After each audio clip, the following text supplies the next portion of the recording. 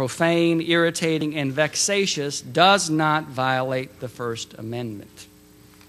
So he's really saying to her, what do you want me to do? This blog, it's not obscene under the United States Supreme Court standards. It's not lewd, even though it contains sexual references. What this court found was that we cannot restrict speech-based activities. It's an impermissible burden on the defendant's freedom of speech. Whether the blogs were accurate, inaccurate, whether they contained sexual materials, virtually irrespective of what was said about the spouse in the blog, it is protected. But the court did find the following. She had a proprietary interest in the diary, and therefore the Vermont Supreme Court held that while the trial court could not restrict free speech, it could require the return of the diary. Perhaps a Pyrrhic victory for this woman, but the blog goes on. In our cases, I would ask you this.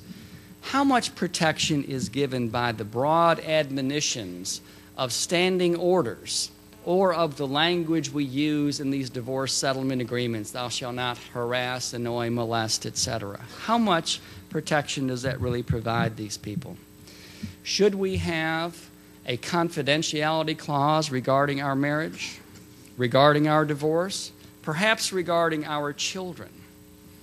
What we should have is a requirement that during the case, not simply at the end of the case, that whatever you have retrieved from me in which I have a proprietary interest, internet-based, blog, diary, writings, calendars, be returned to me. Many legal commentators suggest that notwithstanding the constitutional frailty of the language, that you should say in your divorce agreement that you shall not discuss the following. You shall not make the following posts. You shall not communicate in the following matters.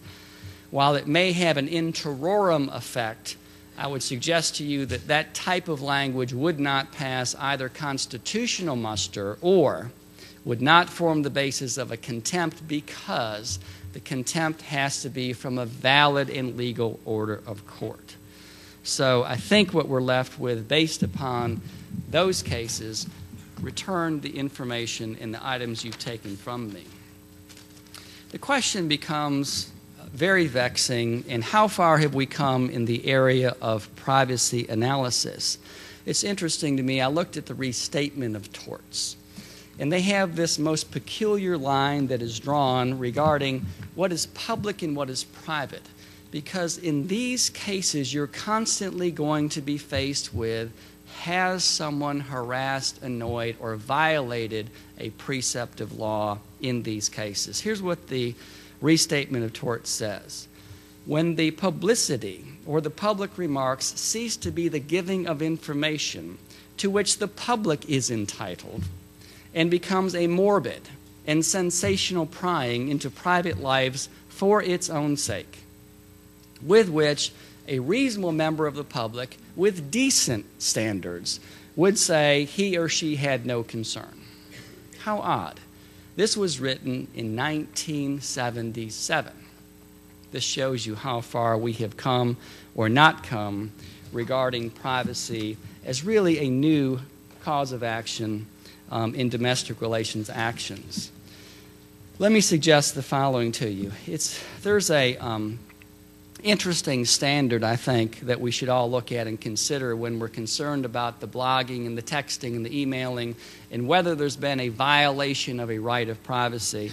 The Harvard Journal of Law and Technology in the year 2007 said that courts should use the following standards. Regarding the information itself, is the information protected by the First Amendment? Obviously it is. That's the end of the conversation. Number two, what was the overall accessibility of the information when it was disclosed? Next, we go to the disclosure itself. Did the defendant have malicious or intent or motive? Certainly not in a divorce case. Was the plaintiff harmed? Very difficult standard. And then the third examination that they suggest we make, and I'd be glad to share this with anyone that's interested, did the victim expressly protect the information via technology, via contract, or otherwise? And was the information originally disclosed in the context of a confidential relationship? Those are the standards I believe that we should consider in determining whether privacy-based rights are violated in the context of divorce, in the context of post-divorce. The second topic that I would like to discuss with you is religion and custody. When you say religion, that's the second cringe we get.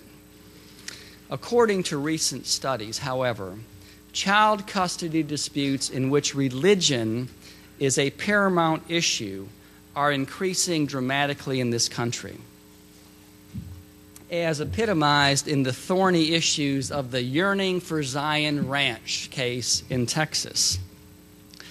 The following are being put into irreconcilable conflict: the free exercise of religion cause, your right to freedom of speech, the state as parens patriae, in the case of United States versus Nebraska in 1923, which told us that we have a constitutional right to raise our children in this country free from governmental interference. Consider a recent New York case.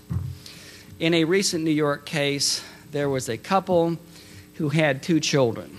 Their children were named Mahajid Daniel and Mahajid David, ages 13 and 11.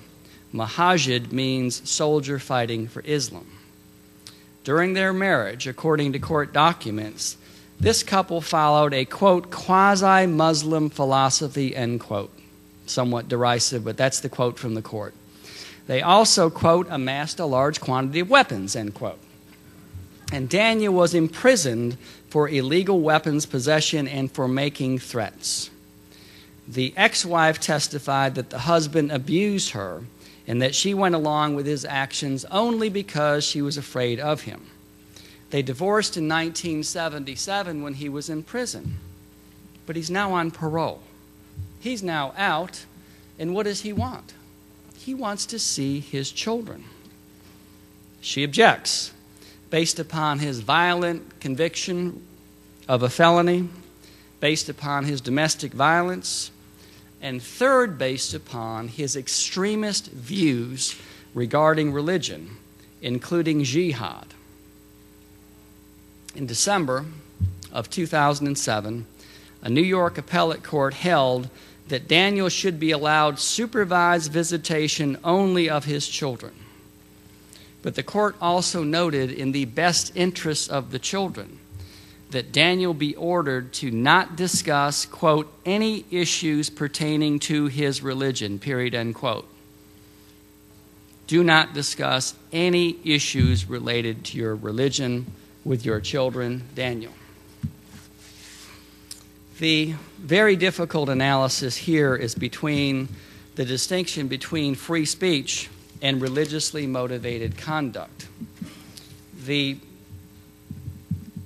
case, I think, that is most salient in this area is the recent case from the state of Pennsylvania. This is also in your materials, called Shep versus Shep.